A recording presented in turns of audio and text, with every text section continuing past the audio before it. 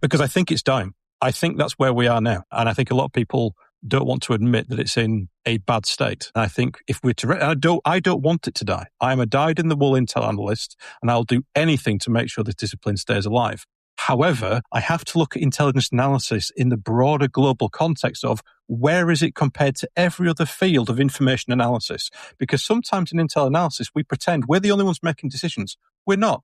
The financial sector's making decisions. Medicine's making that. We created this podcast to basically explore other areas of information management and analysis, because it turns out there are far more people doing it than there is in the intel community.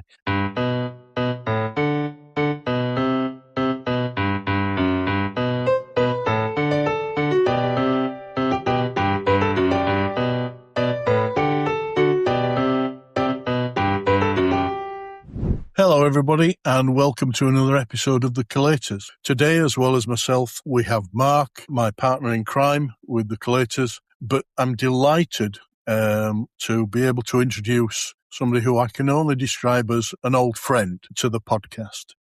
My friend is David Jimenez. Now, David comes from Texas in the USA. He served for 24 years with the United States Air Force as a military analyst, and then had a long, more than 2 decades career in federal law enforcement, again in the fields of intelligence and analysis. Currently, he works within the Texas high-intensity drugs trafficking area of Texas around El Paso, which is a major crossing point between Mexico and the USA, as a strategic intel analyst. Alongside of that, David also serves as an adjunct instructor at Penn State University on advanced analytical methods. Now, David and I got to know each other probably 3 to 4 decades ago, I'm ashamed to say, through a major international professional body. And what I always admired and respected about David was not only his dedication to the profession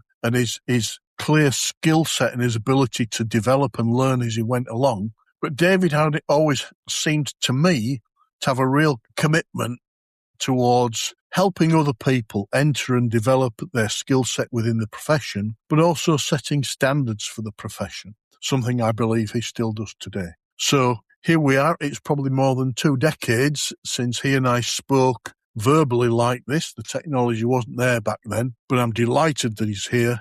David, welcome to the Collators. And I wonder if I can start by asking you just to give your potted history of how you've ended up here, your journey through professional life to where you are in intel and analysis today, and what you think is important. Well, thank you so much, Howard. And thank you again, Mark, for both of you bringing me on board to the Collators podcast. Very impressive program. And I'm just impressed with the previous episodes, and you're embarking on, I think, second season, and that's quite impressive.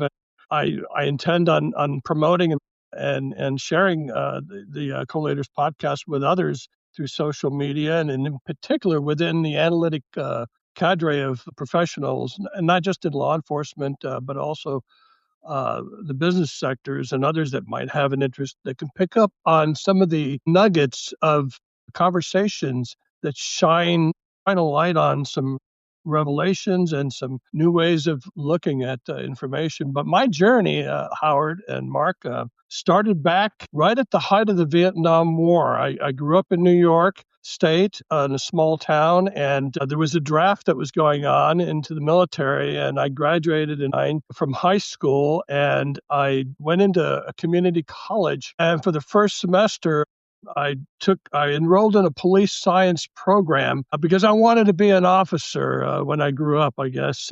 But it was laden with a lot of sociology and other sorts of classes that I had a hard time getting around at in the beginning, and I didn't really fare very well that first semester. And so I started looking at the military, and next thing I knew is I didn't have to join. I had what they call a very high draft number, so they probably would have never called me. But I joined anyway, just the same, and I wound up entering in February of, and my after basic training in San Antonio, Texas, I wound up going to Colorado for, I think it was a 4 or 6 month program to learn photographic intelligence, aerial imagery intelligence. And I said, well, this is exciting. Come to find out, a lot of those graduates were being sent directly to Vietnam to assess images left over from bombing runs, what they call bomb damage assessments, or BDA. But I had a problem in school, and then this is a story I've rarely ever told to anyone, but I didn't do very well in the photogrammatic, there's a term for it used, when it came to using slide rules and advanced calculus, and that was my downfall. And I washed out or failed out of the class, and I got reassigned as a warehouse technician or supply specialist, and I did that for about a year and a half. My first posting was actually overseas in the UK. It was in Suffolk at the old the Cold War site, RAF Bentwaters, which was right down the road from RAF Woodbridge. And of course, those bases are long gone, but they've been turned over to civilian control. But then I came back and I retrained into an intelligence generalist at the training school. And that's where my journey in the intelligence field began. In 1974, and I wound up being posted in Omaha, Nebraska, where with others, we were buried below a building, below the basement, underground, without any windows, and we looked at various what they call orders of battle with electronics and radar and so forth, signals intelligence, and very, very advanced at the time, very advanced systems involving it. And then I did that for 4 years and then had a second assignment, again, back to the UK, this time in Mildenhall, RAF Mildenhall. I came to realize that was also nearby. Mildenhall was the home of a former prime minister. I can't recall his name, but he was from the local area. And so I did my intelligence work there with a tactical airlift unit. Did that for a tour of duty, and then came back and I did another subsequent tour to the UK, and that final one was at RAF Alconbury, and in Cambridgeshire. That's where I worked with the high reconnaissance altitude aircraft referred to as the U-2, called the TR-1. I gained a lot of strategic intelligence experience, as well as in supporting the aircrew with briefings prior to their missions, and then came back. And my final assignment was here in the El Paso area at Fort Bliss, Texas. It was with a counter-drug unit called Joint Task Force 6 at the time. And it was a composite of about 60 to 100 both civilian and military personnel that were actively supporting law enforcement along the southwest border, California, New Mexico, Arizona, and Texas, in counter-drug missions, translation, engineering projects, and the like. And that's at that point in 1994 is when I retired. Spent a year being Mr. Mom to my daughter at the time, and then an opportunity arose with the U.S. Border Patrol as they were introducing for the first time across the country analysts, intelligence specialists, and I applied and was accepted. And I worked for that under that role for about 12 years, and then transitioned into Homeland Security investigations under this was post 9/11 with the newly created Homeland Security. And I did that and finished up an assignment in Washington, D.C., and retired, came back, and worked in my third and final career, which was with, as Howard mentioned earlier, with the HIDA program in Texas, and leveraging the intelligence experience and bringing that into developing assessments, threat assessments, annual reports, products to various local, state, county, tribal law enforcement officials, as well as federal. Finally, last November, I finally stepped down from that position, and I've actually entered for the first time real retirement life. And I said, well, this is going to be wonderful. I'll only be teaching with Penn State a semester a year. I'll be able to sleep in the mornings and just relax and take it easy. But as I look at my calendars for January and February, and even this month, it's been busy. And with attending webinars or participating in sessions such as this and other activities. So I'm really wondering whether or not I'm actually retired. And I used to joke with people that at some point in life, when I finally go into and reach the pearly gates of heaven, someone's probably going to offer me a job up there as well. So I don't think there's ever an ending process here, but that in a nutshell sort of summarizes the careers that I've had from the 70s. And along the way, I actually was able to do a bit of teaching on the side with a number of universities, primarily undergraduate students, undergraduate courses in criminal intelligence analysis and terrorism and some other courses that were within those sort of tracks. And it gave me an appreciation for being able to leverage the experience from whether it was the military or with the federal government, and even with experiences involving nonprofit associations such as IALEA and IACA and others. And that's where it brings me to today and here with you, gentlemen. Thank you, my friend. I mean, I've learned a lot about you there that I didn't know. With that journey, I mean, if you look back at the history of intelligence and analysis creating a profession within law enforcement, most authors would identify that came across as almost a byproduct or a transfer product from military developments for intel processes. And to an extent, that then translated into the business world, the private sector. You are one of the rare people who've followed that journey through your career. One of the things that Mark and I talk about a lot is how at the core, quite often the transferable skills for intel operatives and analysts are very similar, even though the field in which they operate and the data that they use may be very different. Having gone through that journey yourself, all the way through to where you are now as an elder statesman, if you will, of the profession, what transferability do you think, if any, did you see between what you learned and did within the military and then with federal law enforcement and then specialist law enforcement like HIDA that was of value generically? And so in the military, very, as you can appreciate, very, very sort of very structured and established with in tandem with technology developments, and the military usually had some of the best equipment around. I was actually using advanced, sophisticated computers back in the mid-70s that most of us on the outside have never seen of or heard of. And so it was able to present things like images and or shape how information looks so that we can then sort of run with that and give estimates and establish confidence levels of how sure we were with producing products and or even briefing presentations to commanders and others that needed to make the decisions. And I was able to take, and then including the collection management process on how to gather and find information and leverage it to, depending on your mission profile for the agencies or the organizations you worked with, and be able to bring that to the table. I was able to actually sort of transfer those sort of skills into the federal side when I first came on board in 1996. Again, with the Border Patrol and even U.S. at the time, what they refer to as legacy U.S. Customs, they were hiring analysts. But for the Border Patrol in particular, under Immigration and Naturalization Services,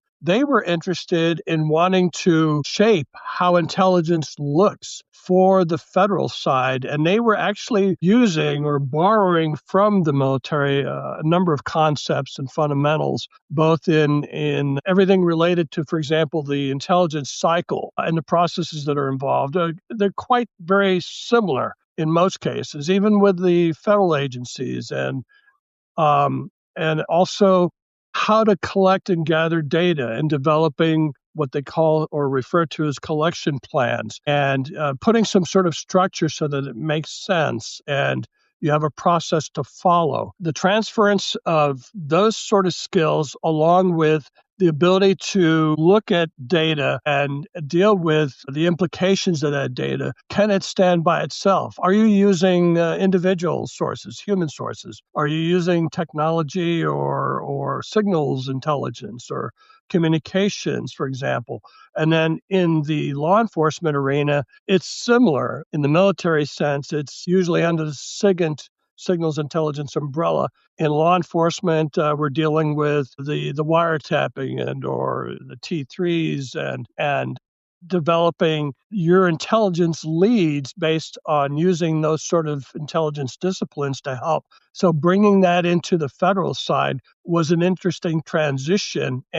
But then I had to also change gears because I'm learning new skills on the federal side with those that had the badges and guns and what they were faced with in dealing with specific laws and requirements, and especially with a very important distinct difference of placing more emphasis on privacy and civil liberties concerns, something that it wasn't really part and parcel of what was done in the military. So that was a learning effort on my end. And we had to sort of bake that into the processes involved in preparing reports, intelligence reports, and making sure that we're maintaining that sort of integrity and not potentially delving into compromising privacy of individuals that have not commit. And then, of course, there were laws that sort of legislate that. We didn't want a repeat of the abuses of civil liberties that were seen and experienced here in the U.S.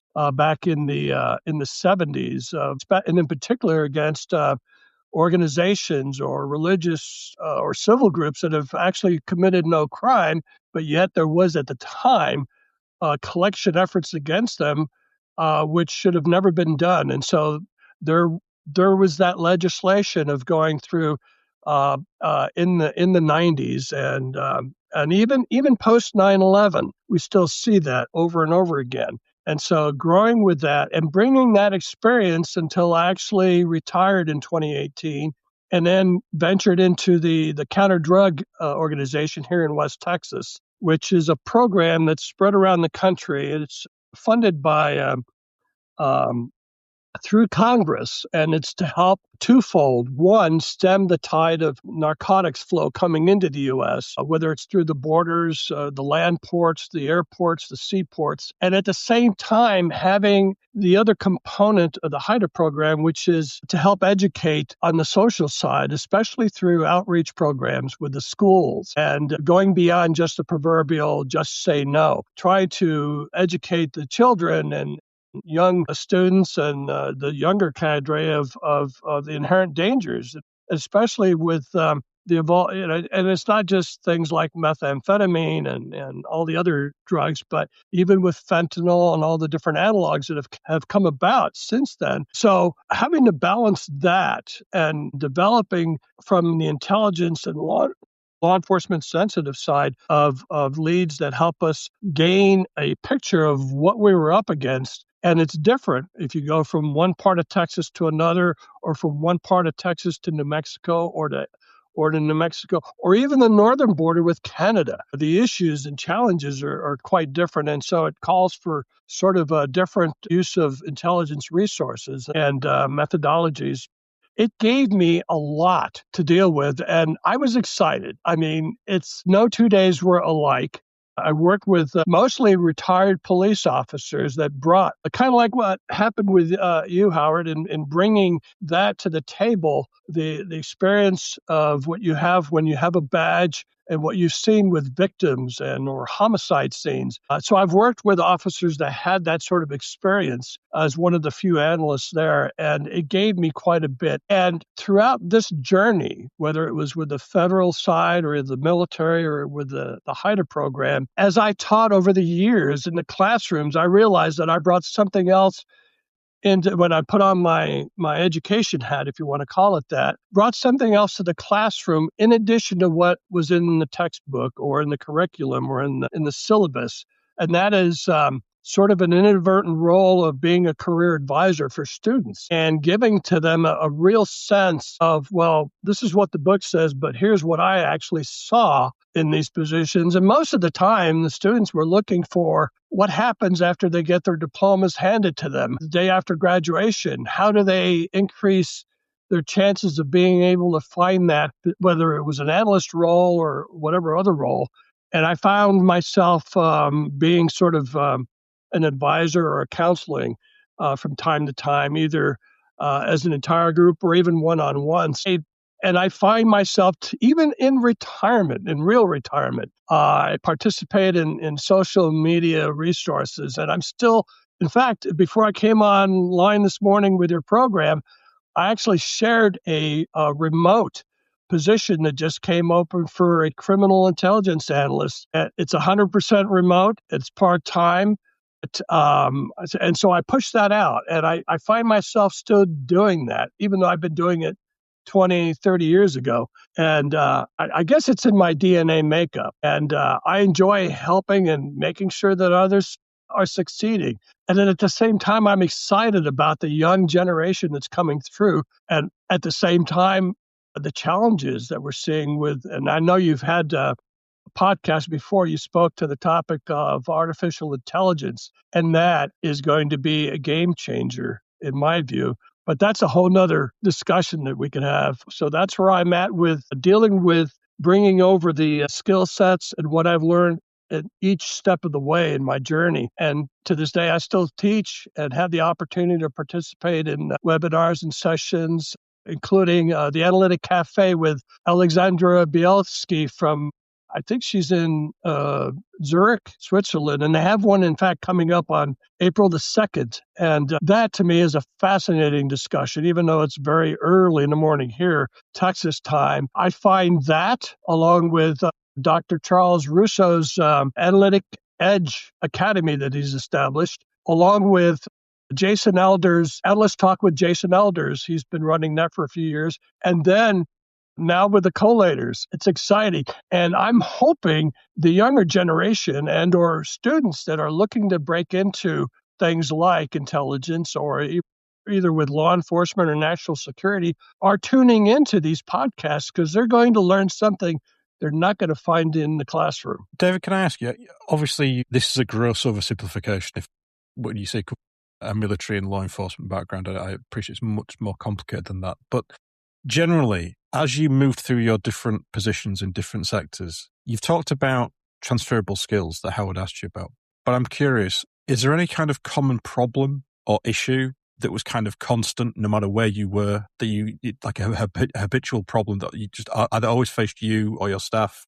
Is there anything that you maybe want to talk about or teach about? I feel, and it's funny you should ask that question because I've been wrestling with it for quite some time, but not just me, but with others. And then I mentioned Dr. Charles Russo, and we connected about 4 or 5 months ago. And it was quite startling to hear his insight. He's a former analyst, and he's worked in the intelligence community as well as in the military. And he might be someone of interest you'd like to bring into the program. But his concern on the part of the analysts has to do more with developing much more sharpened critical skills techniques, the areas of logical argumentation, inference development, much more of the philosophy side of thinking and being much more creative.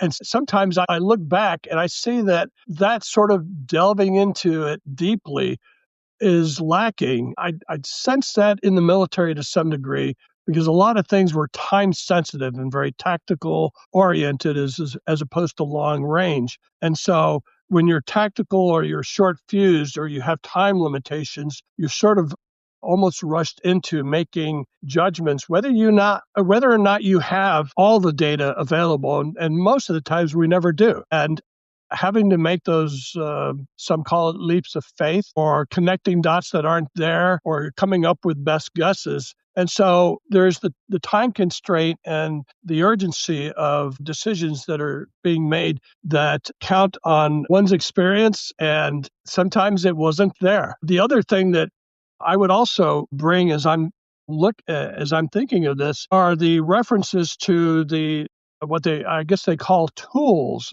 such as the structured techniques, I believe, that was developed in concert with Richard Hoyer and the Fearsons, both Kathy and the late Randy Fearson, and using those methods to structure data, which then visually renders a sort of different way of interpreting what you're looking at. Had you not used those, you might have missed some things, but it's not necessarily going to produce the critical thinking, the deep thing that's needed, and especially in terms of strategic intelligence.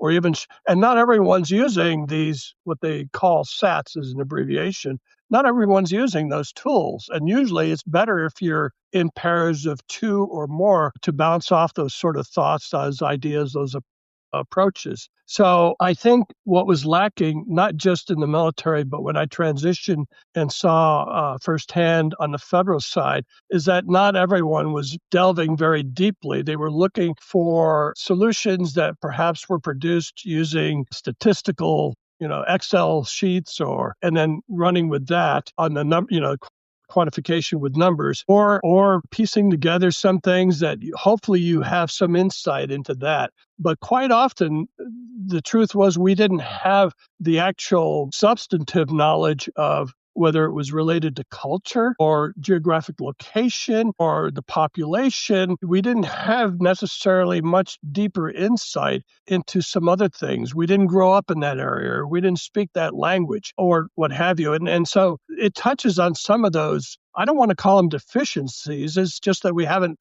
as Howard alluded to earlier, we don't have we're not a master of all those things. And then into the HIDA program, a very different sort of scenario, but we were missing a lot of data. We didn't have active sources to contribute towards our development. So we came up with, as best as we could, the likelihood of certain outcomes that were coming up based on confidence levels that we had on the information that we were dealing with. And then we would state with a degree of certainty, like high probability or high confidence, that this was going to happen in, say, the next 12 to 18 months. Or we had a sort of a neutral medium confidence. It could happen, and it depends on other alternative factors. Should they avail themselves, then perhaps that would bear out.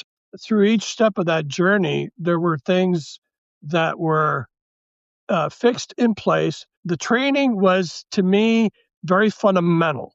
It's almost likened to, and to give credit, for example, with either IACA and their training program or IALEA, and in particular, because I teach the foundations of intelligence analysis training, it is just that. It is a foundation. It introduces you to concepts, and it's not meant to go beyond the 40 hours. And that's where you come in doing other types of training or even education to help hone your skills along with being on the job itself. And in particular, the collaboration process, which to me, I think is very important, whether it was my HIDA experience or prior to that with the feds or even in the military, being able to share and exchange ideas with others and getting into that sort of group think or a group weighing in. But there's always you have to remain cautious about that. And I often use an analogy or an example of what happens if you have a group of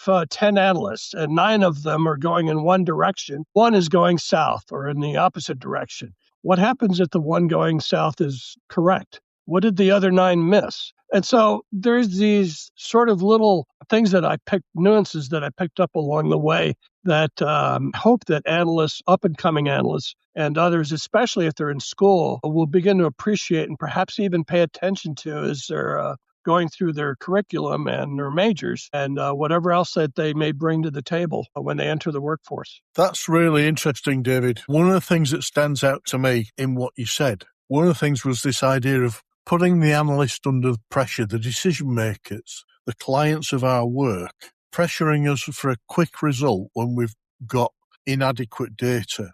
And that creates 2 things for me. One, Mark and I have talked about this concept intellectually of fast and slow thinking, where your brain is designed to work in 2 different ways and come up with 2 different products. And asking for something quickly with impartial data is often a way to force an answer when actually the data was so poor that maybe no answer would be better. And they just want, I've had senior officers and managers and commanders put myself or my team in that situation because they're wanting to restrict, they're wanting you to rubber stamp something that they've maybe got a preconceived idea about. And it takes a lot of moral courage as well as professionalism and intellect to be able to politely say to these people who are always your supervisors, I won't use the word superior, but they hold more power and control over you. So that you're able to say,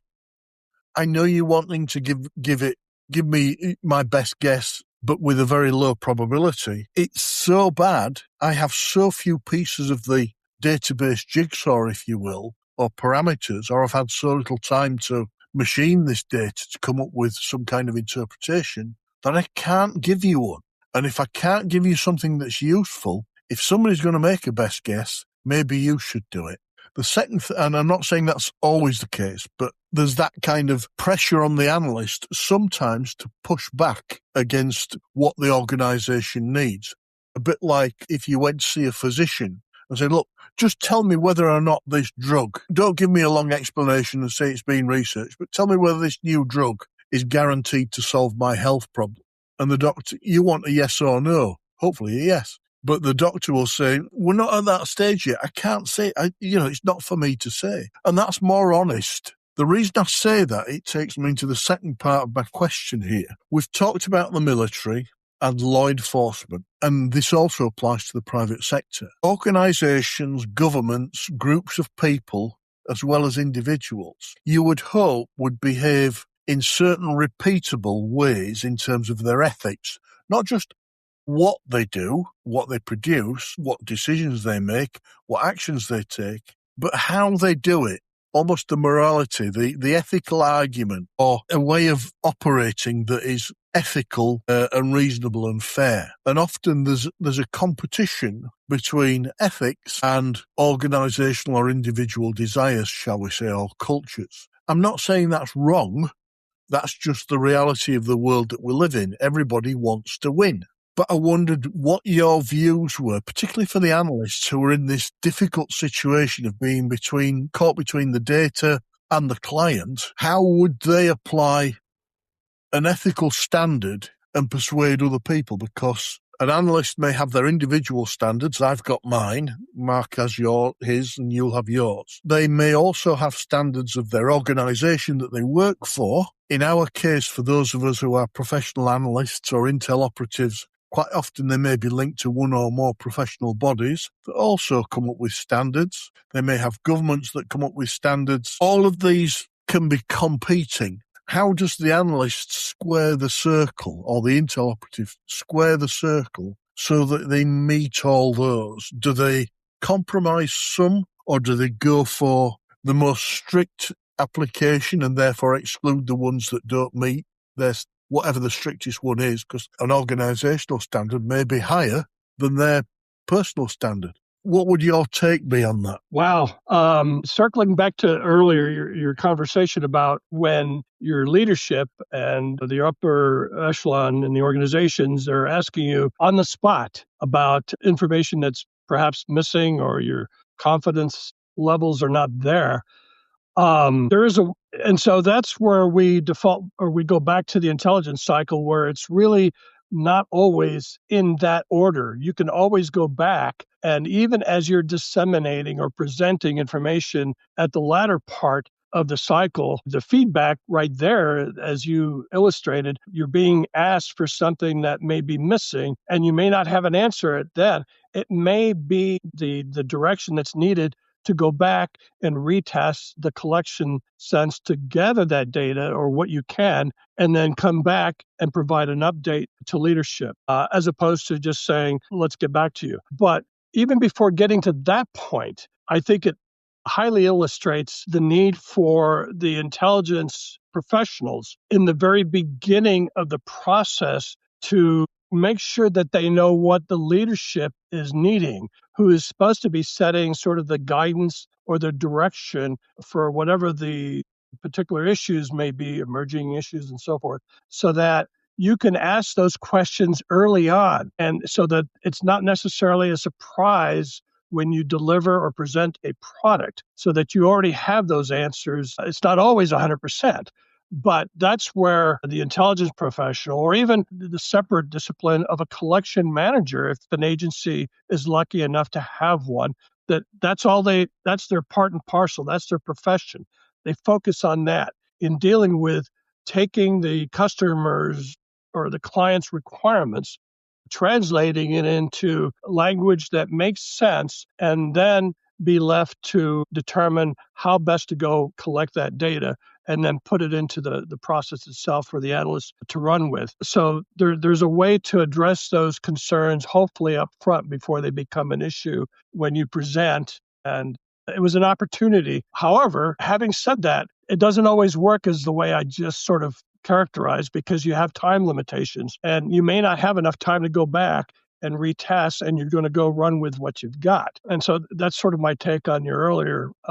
Now, on the ethics one, that's quite, for lack of a better word, I think it's challenging, daunting, elusive. Sometimes it's a very slippery slope, as we are finding out, especially in today's world, today's day and age. You asked about how does the analyst sort of align themselves on deciding how to best deal with who they're working for, and or the clients or the customers they're supporting. And the bottom line with ethics always is, to doing the right thing. And why? There's a lot at stake, but credibility is one for sure. Your reputation is at stake. Are you compromising, and does it show? If you took shortcuts or you intentionally left out certain things because you were afraid your customer you're not being forthcoming. You don't want to do that.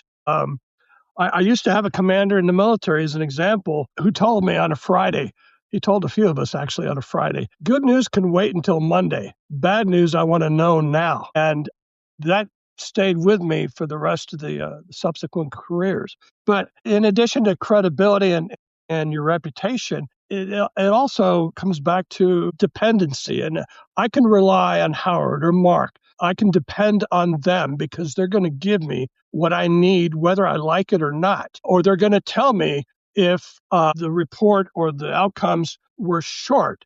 It's almost, and Howard, you'll appreciate this because it may be in line with when you were pursuing your terminal degree, your doctorate, the scientific method, where it's you exclude, as you're doing your research, you exclude certain things. And there was a term for it, I forgot. I think it's called delimitations, what the study did not include. And so in intelligence, what did you leave out, or what was not factored in? Or let the customer know that, oh, by the way, the study did not factor in because we did not have this data, or the human sources weren't available, or we're still waiting for something to come through. Others in the intelligence field I've seen over the last 20 or so years have developed in their reporting, whatever kind of reports that they write, a concept or a term called analysis of alternatives. And so they embed that into especially with the federal agencies, they embed that sort of paragraph or that text box that, your report is written in such a manner. However, you include the analysis of alternatives, which addresses should other factors avail themselves during the course of whatever period of time that weren't available when this report came out, the agency or the analyst or whoever prepared the reports would be able to go back and adjust or change or update the report to account for those factors that weren't available in the first place.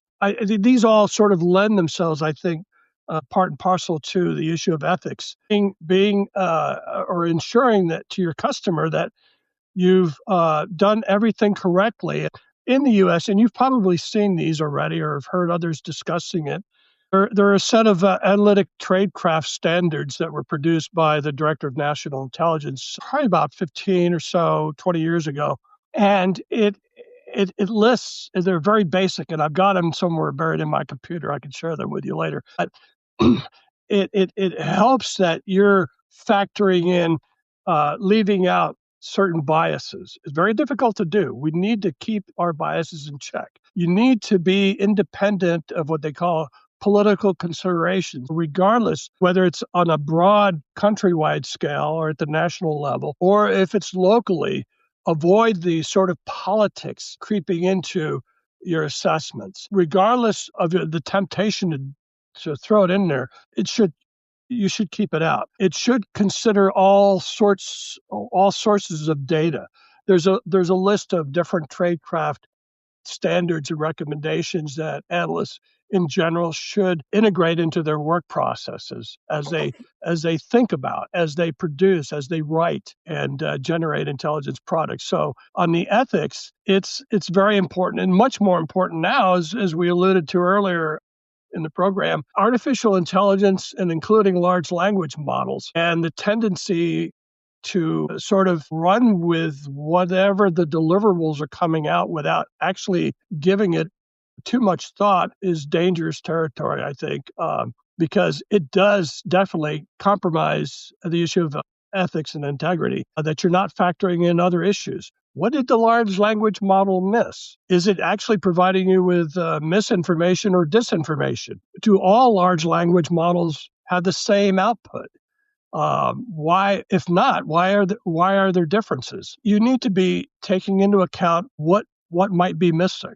And this, again, comes back to the ethical issue of how you approach your analysis and delivering your products to keep and maintain that integrity, not just for yourself, but for the group that you work with. I like, Mark wants to come in. I just want to mention something briefly there. I like this idea of having ethics in your product and in your workings so that you're trying to self-criticize and self-identify potential failings, but sure that you've thought about that.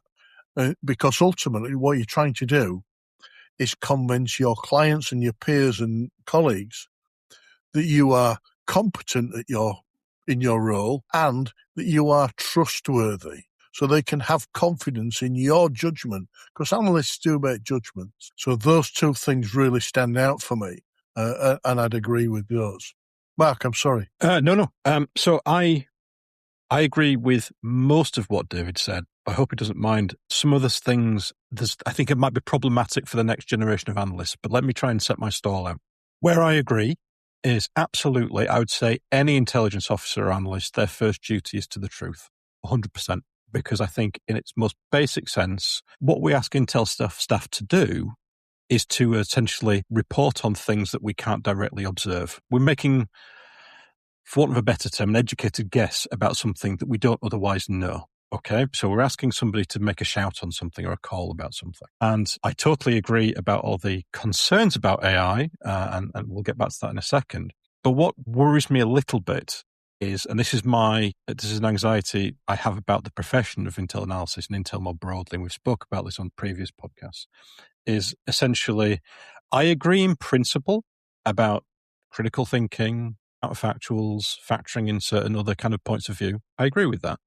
The difficulty is if I wanted to follow your advice, not literally, but kind of earnestly, there's an opportunity cost to everything I do, right? So if you say, Mark, go away and tell me what's going to happen in Iran a week from now or 2 weeks from now, and then I come up with idea number one, but as you say, I should maybe try and facilitate idea number two, idea number three, idea number four. What worries me is there's an opportunity cost there, right? So absolutely, we need to have a degree of rigor and understanding in what we do. But the difficulty for me as the person doing it is, when do I stop? Okay? Because the other things I would argue, and again, this varies massively in the agency or the department that you're working in, but both of you gentlemen know as well as I, that a lot of the time, the majority of our content doesn't get read. Might be the header, might be the first paragraph, essentially, so I can do this PhD thesis of which 30% is idea one and maybe 60% are ideas 2, 3, 4 ad infinitum.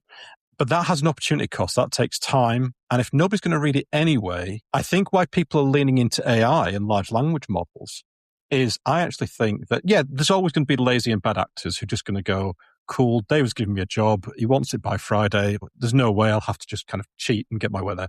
You'll never get rid of that. But what I think is the earnest Intel staff who are thinking, can I abide by the ethics? Can I abide by good principles? I think LLMs can sometimes help us generate that content quickly and give us something to test. But I think it's also a very anxious position for any analyst to be in, right? Because obviously, when you ask me what's going to happen in Iran in 2 weeks' time, there's a lot of potential answers to that question. And I think so that, and I think that's the when you were talking about ethics, I think maybe one of the reasons why the discipline has perhaps struggled, because I was going to ask you both this, because I have a perception already, but my perception after speaking to many people across the world from Intel analysis from many different decades is everybody kind of has a view that the discipline isn't where it should be, and it's kind of fallen short. And I wonder if it's fallen short because the ask has become ever greater.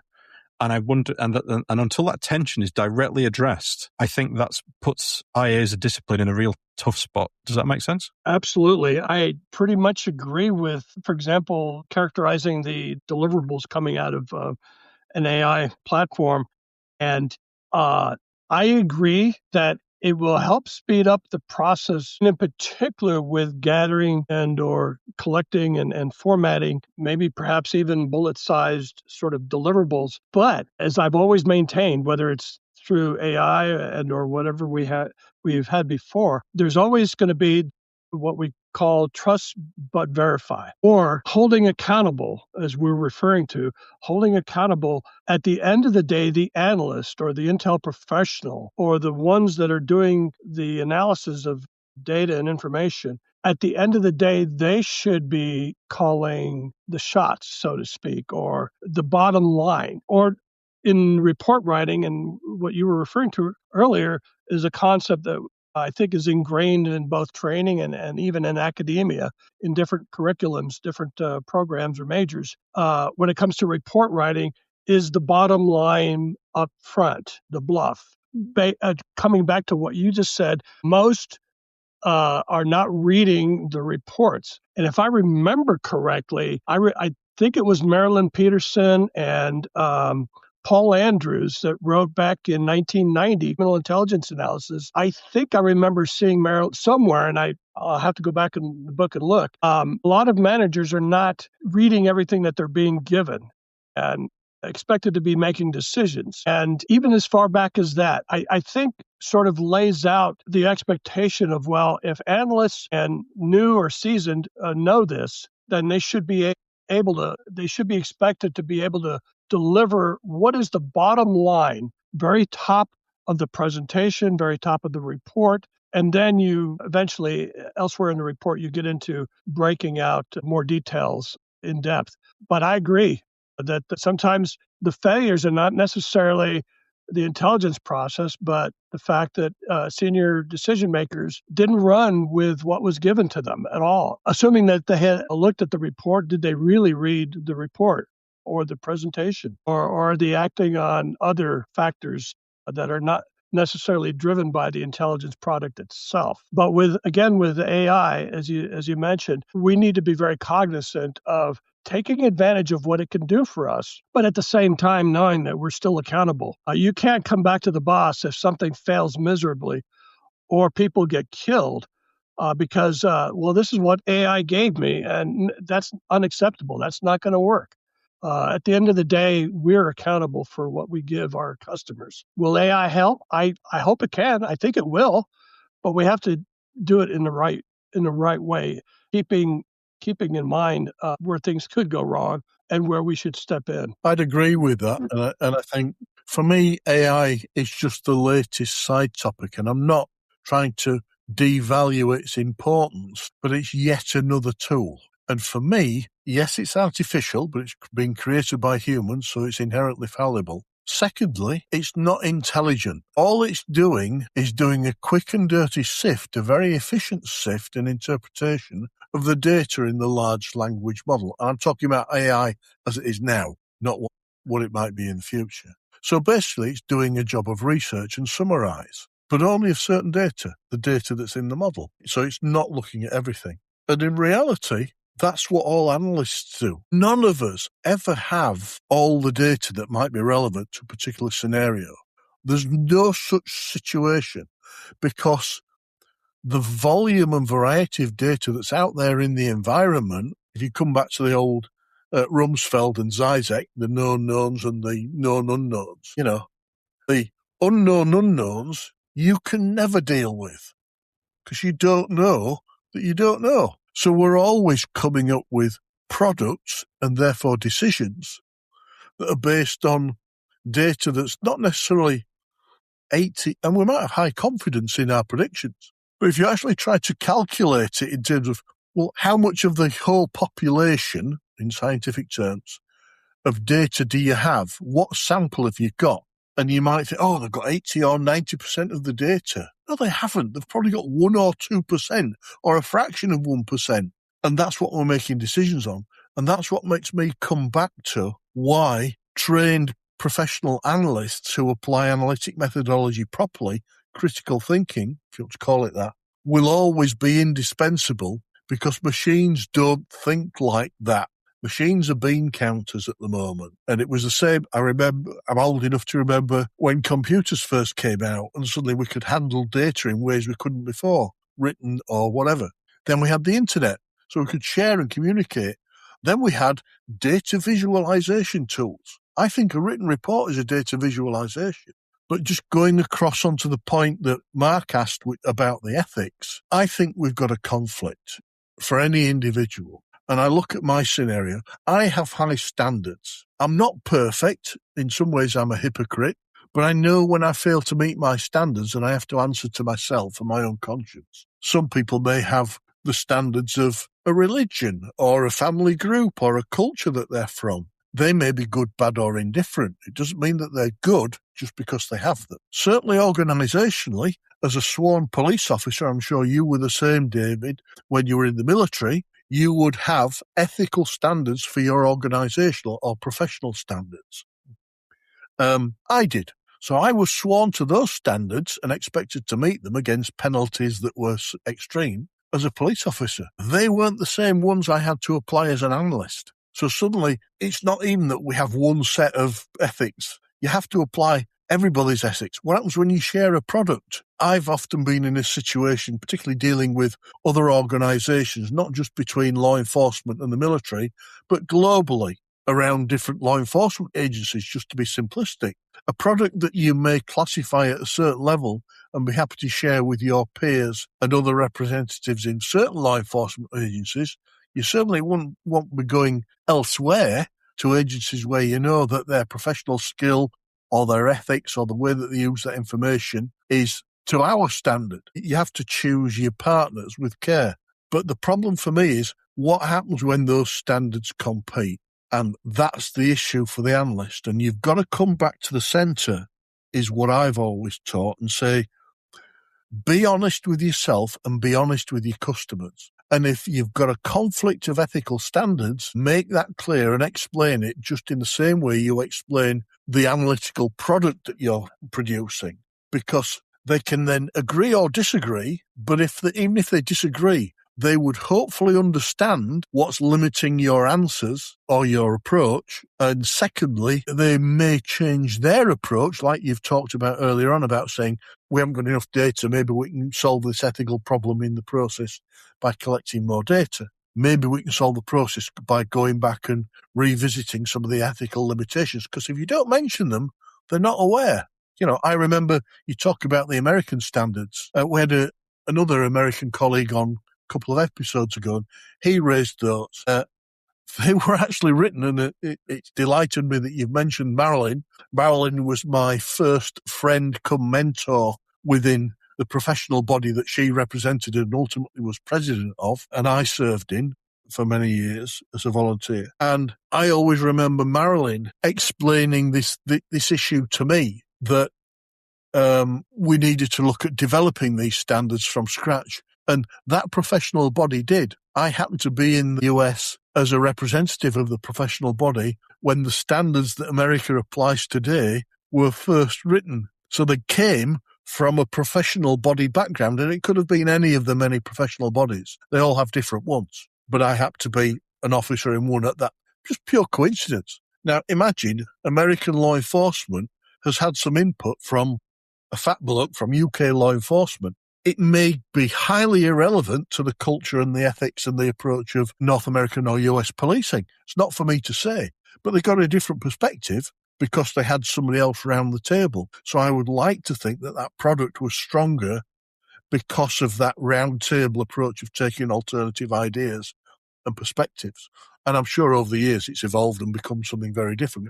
I'm aware of the latest version of it, the 2022 version, and it hasn't come from the Director of National Intelligence. That person just has the onerous task of representing the profession for that senior role in the USA.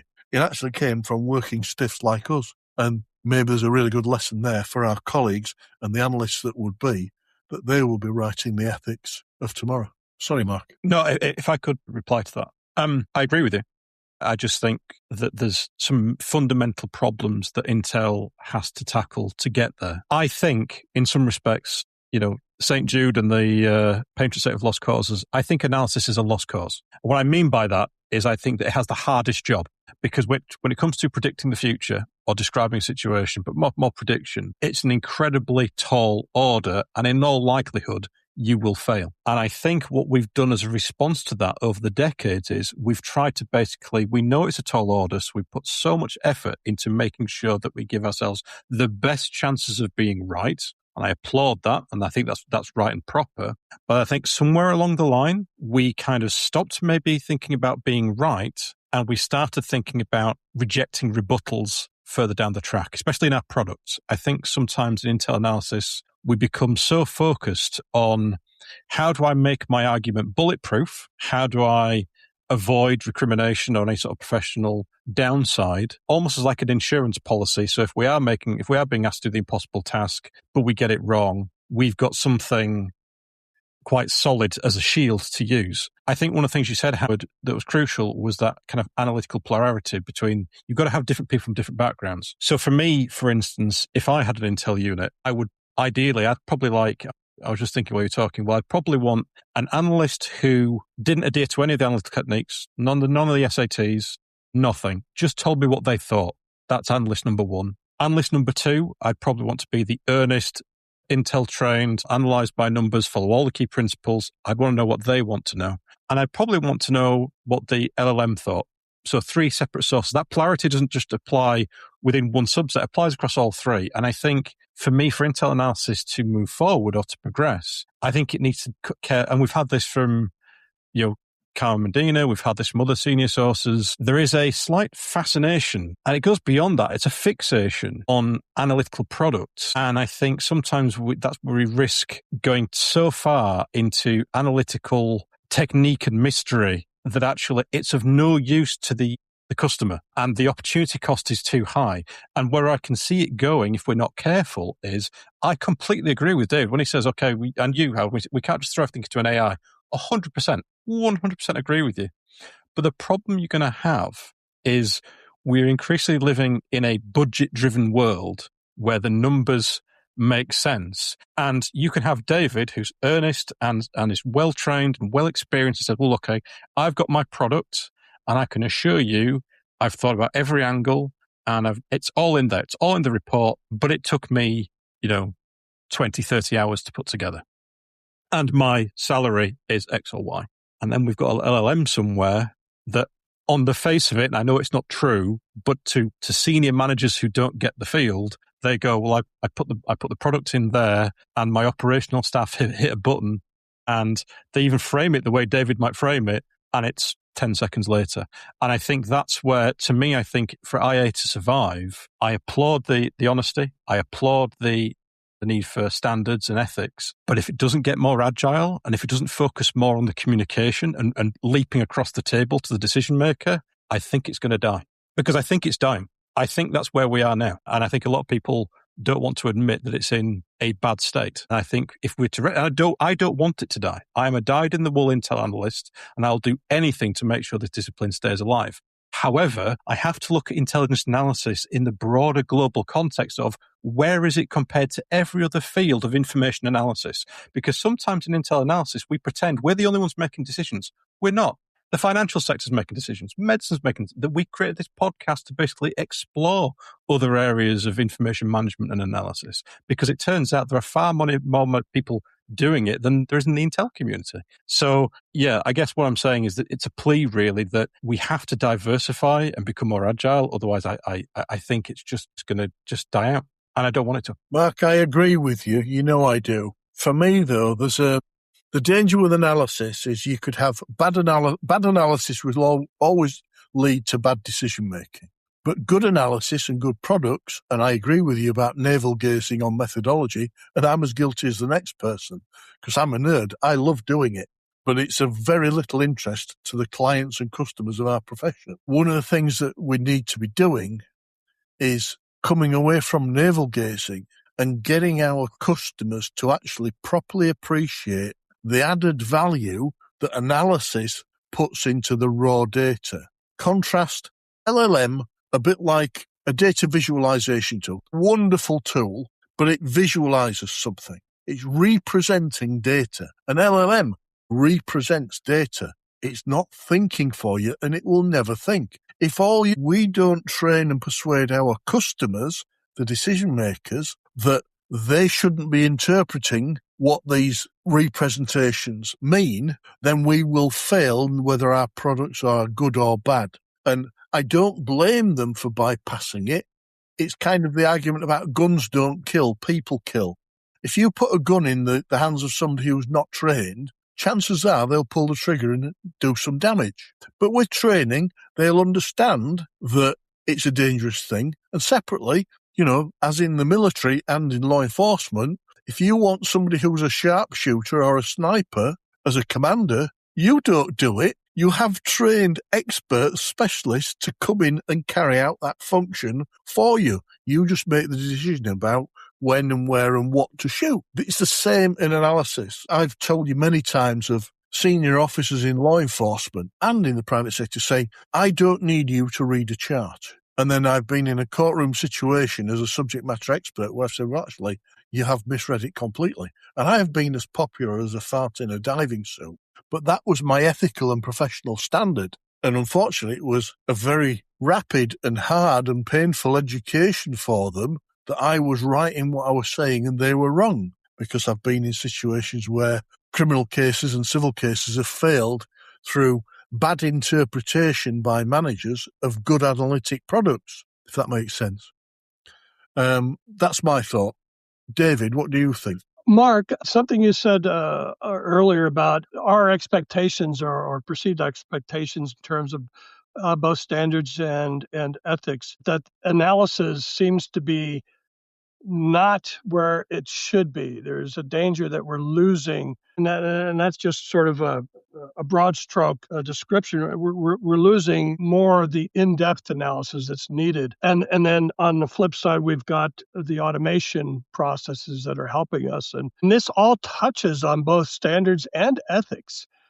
We risk alienating consumers and or clients or customers if we don't get this right. And this is emerging. And case in point, and I had this concern several years ago. I wrote an article for the IALEA Intel Scope, and it was related to AI and LLMs and some rather general, what I thought are implications for analysts. And I embedded some resources in there. And at the same time, the class that I teach with at Penn State, graduate course on advanced geospatial methods and geospatial intelligence, we have in our semesters, we have this scenario where the students through the 10 weeks are integrating large language models into other aspects of what they're looking at in terms of terrain and geography, and using products like the Esri products like ArcGIS and sort of the geospatial view from above, and taking into account ethnography and geography and climate.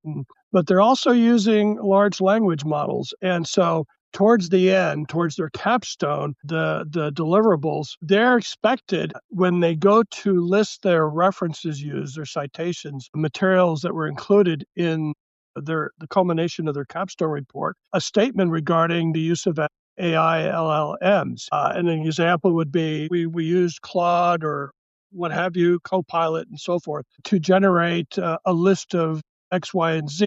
But the rest of the analysis was done by the authors or done by myself. And that's sort of a simplified version of that. And I don't know to what extent, because I've been out of the federal service for quite some time, to what degree our agencies, or even in law enforcement, are they using in their reports, whether it's given verbally or in printed form, are they using references to the use of AI? And if so, what part of that report rests mostly on AI? And is it reliable? Is it valid? Did we check those out? As opposed to what the analysts themselves, their creativity, their own thinking into the matter, and state that separately. What is and then of course coming back to the confidence levels that we need to leave our customers or clients with. How confident are we in particular aspects of what we're giving them? Highly confident, or some might express it in percentages, the old-fashioned way, 80%, 90%.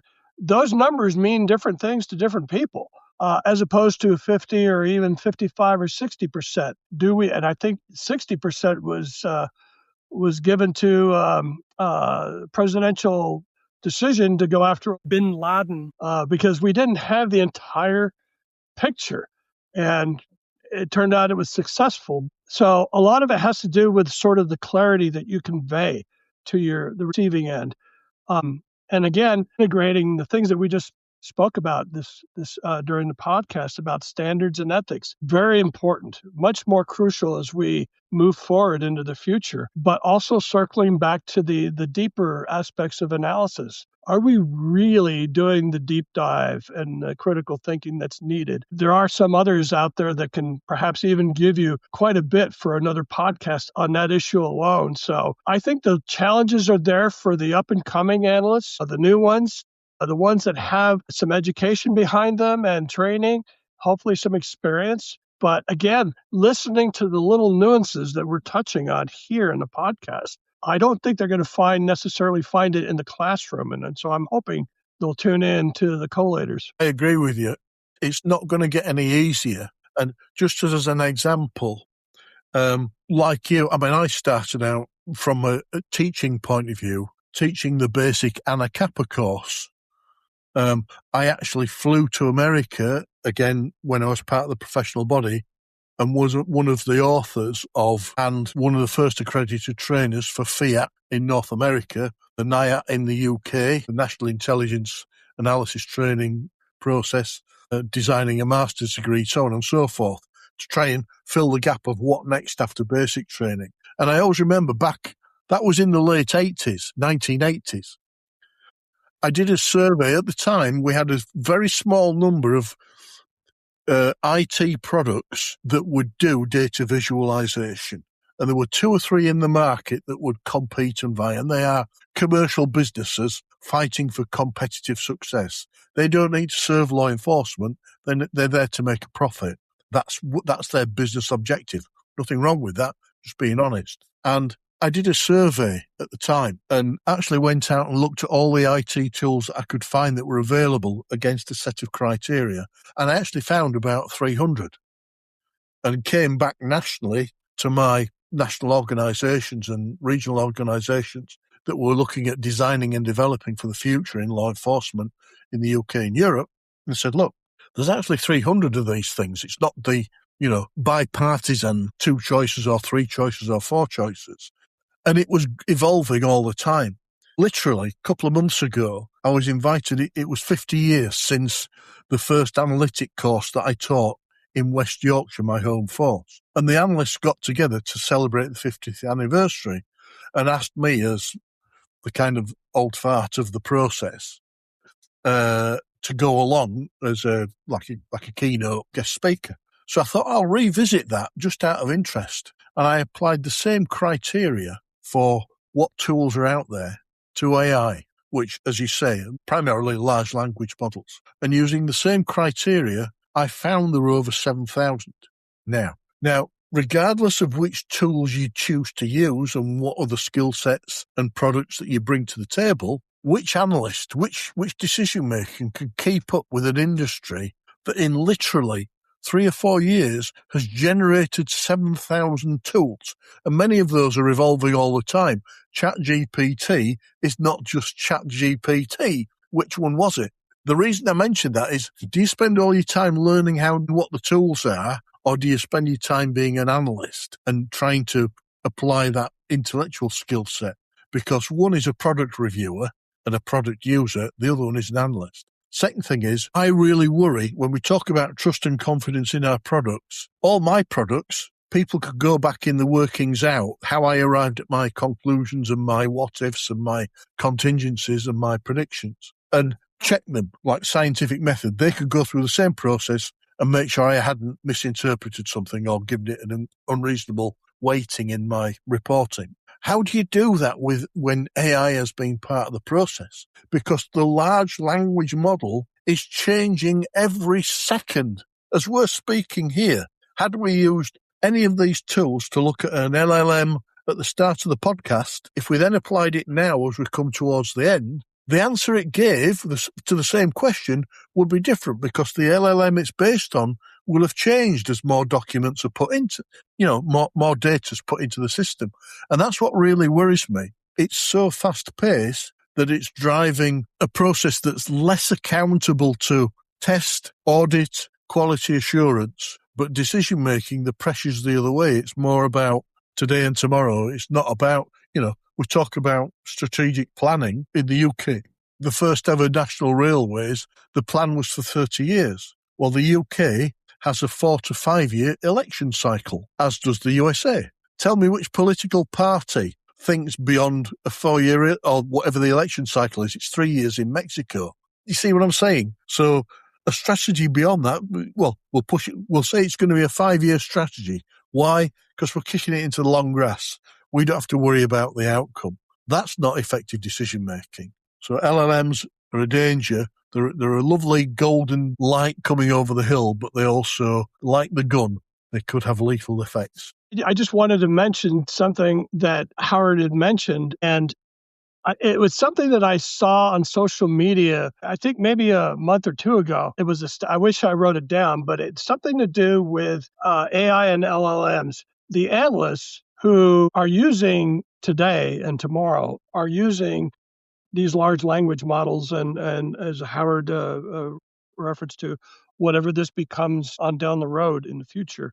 The analysts who are using especially these tools, this newly evolving tool, are going to be ahead of the analyst that doesn't use it at all. And to me, it circles back to what Howard was saying. How do you walk that fence or that tightrope of balancing the technology and the tools, but getting back to the fundamentals and basics that Mark was talking about earlier in analysis? And I don't know that there is a recommended recipe because there's so many things involved in coming up with a solution. I don't think there's going to be a one-size-fits-all sort of panacea solution to this.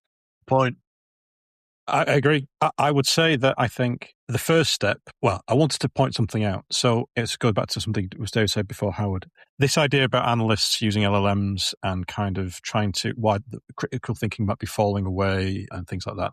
Believe it or not, almost 10 years to the day, it's about 4 days off, I listened to a podcast from the Spy Museum, and it was an episode about how in CIA they were having issues with essentially new recruits who, I'm going back to 2016 here, who they had for a couple of decades, analysts who weren't afraid to use their own imagination, who could create narrative, who could create kind of ideas and use logic and reason to basically establish what they think. And I think it was Mark Lowenthal, who was interviewed, who basically said that the new recruits that were coming in then, in 2016, were basically having an over-reliance on Google, an over-reliance on technical systems, and they were having a real challenge to getting the graduates to basically say what they think, to make an argument, to believe in what they think. And that's where we were 10 years ago. So and that's before any mention of LLMs. So now if we fast forward 10 years ago to where we are now, I think part of the solution is,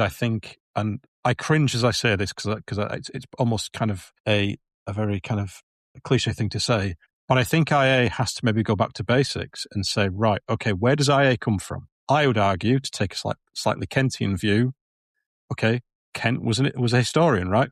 Okay, so let's look at how historians deal with things. How do historians deal with things? They deal with sources. They're very much aware of their own reasoning. And so what I would say about the LLM thing is, to anybody using an LLM right now, explicitly understand, what are you using the LLM to do? If you are, like David's example, using LLMs to fact find, I'd be cautious. And I'd be certainly verifying those facts, because who knows what the LLM's going to come up with. However, if you're using the LLM to analyze or to rationalize things, again, fine, but be aware that you're outsourcing the analysis, and be aware that, okay, it's a bit like a historian getting another historian's work on a subject and saying, okay, well, I'm just going to take what they think as read without verifying. So I think, going back to what Dave said about trust but verify, I think LLMs, like Google 10 years hence, are here to stay. What's needed are the absolute cornerstones of kind of rigor and methodology that say, okay, be explicit about your processes. Because in some ways, some of this stuff is very new. Some of this stuff is very old, as in terms of it's always worked for a long time. Historical methods, they're not perfect. Lots of issues with historiography, but there are ways of moving forward. And I think, and it was interesting when David was recapping the reference section. Forgive me, David, I can't remember exactly what it was, but you're saying how the students are writing down what they've used and how. Because in some respects, to do that honestly, I mean, what are you referencing, right? You're referencing what half of everything humanity's ever written down on the internet. You know, you could say I've used Claude, but you have no idea what the primary sources were for that information. So I think maybe we might have to think about the reference sections to say, when I have primary sources, these are my references, but we might actually need to start referencing our techniques, right? Maybe in the back section, we might start saying my analytical technique was, well, I use some critical thinking and I use so-and-so's method of method 2 might be I use Claude. And then maybe, that might help. And I think I think the one of the, going back to the podcast 10 years ago, I think what Dr. Lowenthal said at the time was that, and this is going back to 2016, that from the 2006 to 2016, the issue was basically we cared less as a society about the arts and humanities, and we leaned more into the STEM subjects, science and technology and stuff like that. And so we cared less about English, history. It's basically those disciplines where you have to make an argument. You have to pass lots of material and say, what do you think Shakespeare really meant? And I think that kind of lean into STEM, and I'm not knocking STEM at all, but I would argue in some respects, and maybe this is a bit of advice for people listening, if you're not into STEM, into the maths, a bit like what Dave said right at the start, if you're not into the hardcore STEM, maybe lean into the languages, maybe to literature and into history, because if you can do that, then maybe that's the next step in learning how to make a decent argument. Sorry, David. That is so fascinating. As soon as you were talking about, especially with Dr. Lowenthal in 2016, 5 years prior to that, and in fact, after we're done today, I'm going to send you both the link to a seminar that was recorded back in 2011 by Johns Hopkins University. And it's a series called Rethinking Seminars. And Dr. Lowenthal was a guest lecturer, and I was actually at that lecture live. And during the question and answer session, a gentleman from the National Guard Bureau asked Dr. Lowenthal a question regarding critical thinking. And his response was very classic, timely. I even use it as a reference with students. But just to pull a few things from that, Dr. Lowenthal mentioned that he was not very keen on the use of tools. He was more interested in the use of the writing instruments to get one's point across because of the manner in which you had to form the words. It's much more deeper, much more meaningful, and develop more into critical thinking. And then he went on further to try and define critical thinking by using several definitions. And one of them was from former National Security Agency analysts Lisa Kruzan and David Moore. And the expression was thinking about thinking while you're thinking. And But he went Dr. Lowenthal went further into the how to conduct the critical thinking in a very short few minutes of a response to the Q&A. And he described it as some part of yourself having to detach from yourself and being critical about what you're thinking about. And he went on to say that most of us are very uncomfortable doing that. We're not very well doing, we're not very good at doing that, being that self-aware or self-critical. And so I always remember that, and I bring it forward to today. And then again and I've mentioned Dr. Russo. Hopefully you'll have him on the podcast at some point. He will do a little bit more of a deep dive into what's lacking or what he sees as missing in the analytical aspects of the concerns that you brought up, Mark, a few moments ago. But balancing that or trying to bring oneself up to useful functioning aspects of an intelligence analyst together or in tandem with the tools, or in this case, AI, is going to be quite a challenge. To use 30% of AI and the rest comes from you.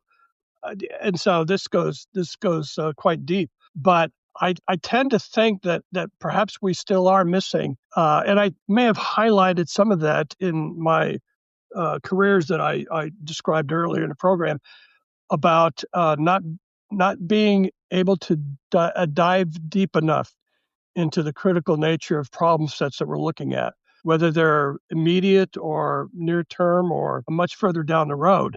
And of course, strategic intelligence, as you're familiar with, very difficult to get one's arms around and assuming that you're able to successfully do that and forecast out 2 or 3 years. Like Howard mentioned, the election cycles, if you're talking about at the national level, the politicians are more concerned with their constituents in the here and now, as opposed to something that they can't touch on 3 to 4 years from now. And yet, sometimes those predictions, if you want to call them that, or anticipated outcomes come to life. They come to true, but then it's too late because no one 5 years ago listened to you. And so it's a business, as you can appreciate, of intelligence is constantly, not always, it's ambiguous, but it's always moving. And trying to keep up with it and trying to keep up one's skills is daunting, but one has to stay current, both with tools, I think, and also with the deeper aspects of critical thinking and dealing with the arts, as you mentioned, Mark,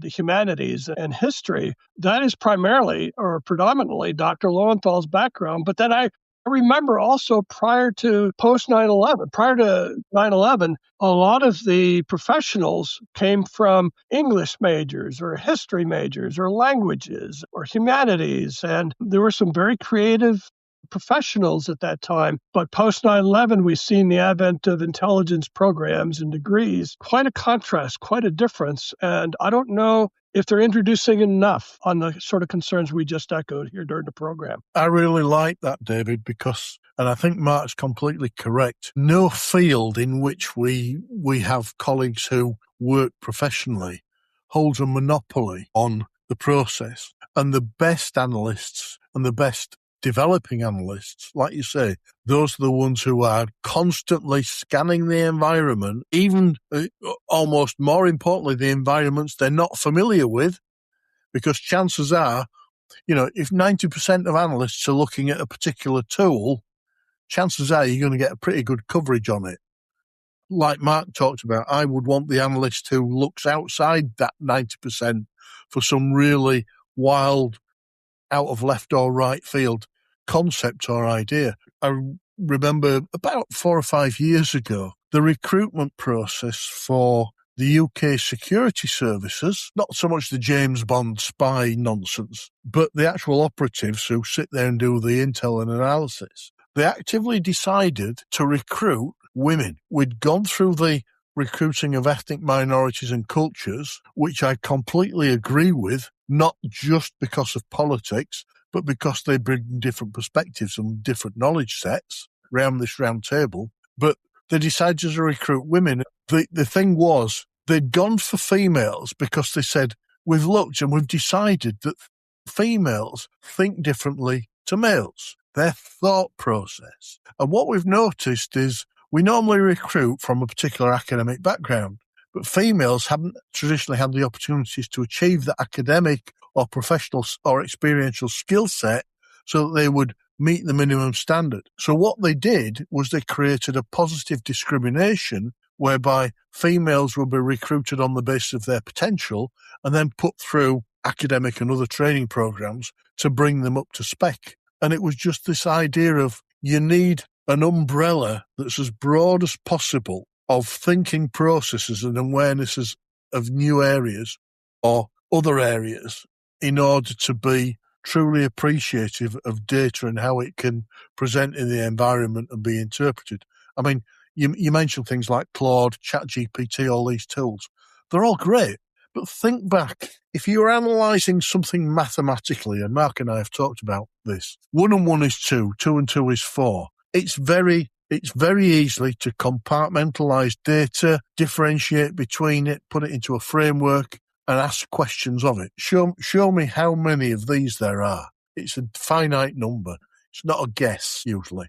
But think about the large language models. The answers you get are tailored by the AI based on the question you ask. I always remember when the early software came out for data viz, there was a lot of argument about we use Boolean operators, so the and, or, and plus and minus, that kind of approach. Well, when you're talking to the computer, either with a keyboard or verbally, the kind of ask Siri, ask Alexa, which is how you can engage with these products, to go back to then collect those answers. I wonder if anybody's collecting the questions that they asked of the data set or the series of questions. Because usually you ask a question, tell me this, it's conversation, and you get product A. And then it'll say, I could do this and I could do that. Or you might think, well, now I've seen that, I want to go in a direction. So you're focusing and honing all the time.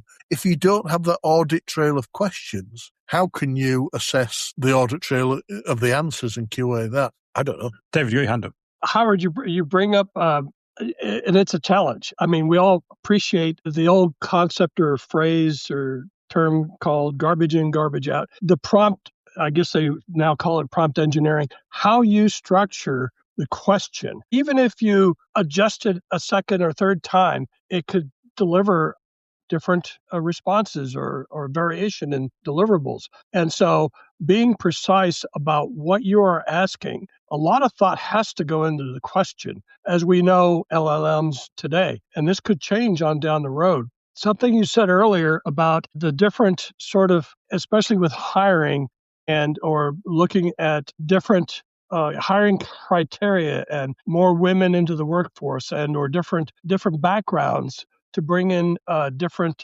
perspectives into scenarios and based on one's upbringing. And it could be from other countries. And that could be priceless in itself because they were there. As you know, I'm a geek when it comes to collection of intelligence-related, analytical-related quotes. I've been building one for a list for 20 plus years. I'm going to go ahead and send them to you, the latest that I have. One of them is from Albert Georgi, a Hungarian-born scientist who said, discovery consists of seeing what everyone has seen and thinking what no one else has thought. And so when I see that quote, I often remind my students, when it comes to collaborating with others and groupthink, just because 3 or 4 of you think this is probably the likely solution or answer to a problem, why did the other 1 or 2 go the other way? Did they see something that you may have completely overlooked? So there are all these little analytic sort of insights into trying to bring that into your learning curve on how to deal with data, with information, with collaboration, with intelligence problem sets. But I'll go ahead and send that to both you and Mark after the program. You might find it interesting. Thank you. So I think, David, that kind of, we've come to probably the end of this pod, but I definitely think we'll have you back if you'll come, and I think we'll try and cover, I think, some of the things we've touched on that we need to explore more. Maybe like maybe what are the deadly sins of analysis? Maybe we talk about, a practical, not a theoretical, but a very pragmatic, how can analysts use LLMs maybe? But also something I'd like you to think about maybe for our next visit is the list of quotes that you're compiling. I instantly wonder how many of the people behind those quotes were from the IA community. because I'm going to make a bet now that I think most of them are probably not.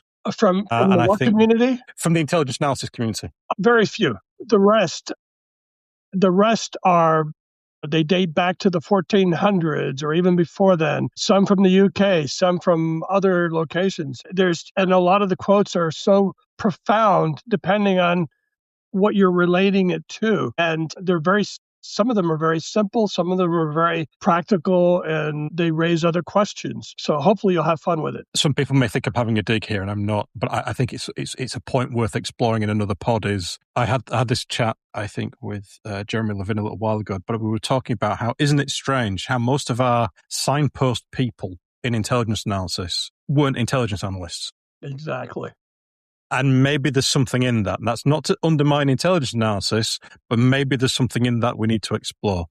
But on that note, I want to thank you both for your time today, and thank you to people listening. And we'll see you on the next episode of The Collators. All the best. Thank you so much, both of you. Howard, good to see you again. Mark, wonderful to see you for the first time, and look forward to chatting with you again.